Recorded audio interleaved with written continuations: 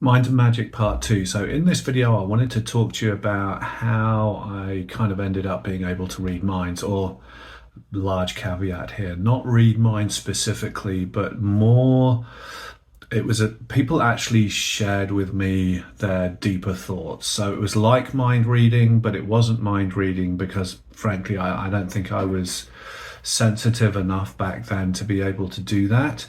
And so what I ended up doing was being able to have a conversation with me, and people would be sharing information that they wouldn't normally share. And I did it using this fantastic Gallery of Magick book by Damon Brand. Now, you know I'm a fan of the Gallery of Magick, and this is about servitors. And if you've never heard of servitors, you've got no idea what they are. A servitor is basically a thought form that you create that does your bidding. So this book in particular just takes you through the whole process. It makes it very, very simple to understand how to create a servitor, what to do, how to put the energy into it, how long it takes, how to dissolve it, I guess is the nice way of putting that as well.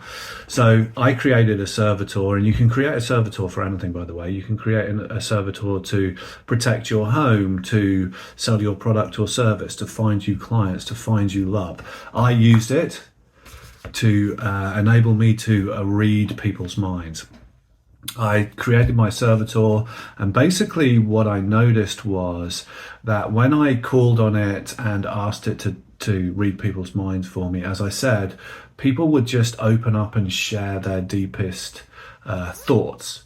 So I had an absolute epitome of this is I had a meeting one day with a very senior person, and I was with their number two, and I called on my servitor to read this person's mind, and they ended up sharing a piece of information that not even their number two in the business knew, that was pretty important in terms of my ability to work with them. So I was absolutely startled by the power, I suppose, of the servitor and the way that a servitor works. Now, having said all of that, there are kind of open source servitors as well, so you can check this out for yourself. These are servitors that are just out there in the general public. I'm going to tell you this one servitor, and it's a parking servitor. So like I said, you can use a servitor for anything, and this is a servitor to help you to find a parking spot.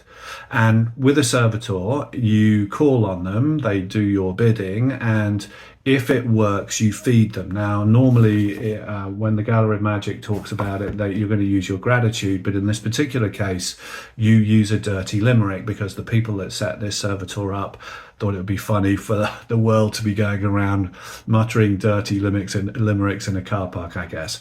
So the servitor is called Squat, and you basically, as you're driving into a car park and it's busy or whatever, and you're looking for a spot, you go squat, squat, find me a spot. And if within, say, the next 20-30 seconds, a spot miraculously opens up in front of you, that's Squat, the servitor, finding that spot for you. And then you have to feed Squat, and the way that you do that, as I say, is you recount a dirty limerick.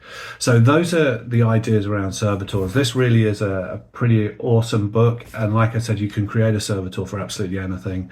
I just happened to do mine because I wanted to learn how to read people's minds, and that was what I used to do that.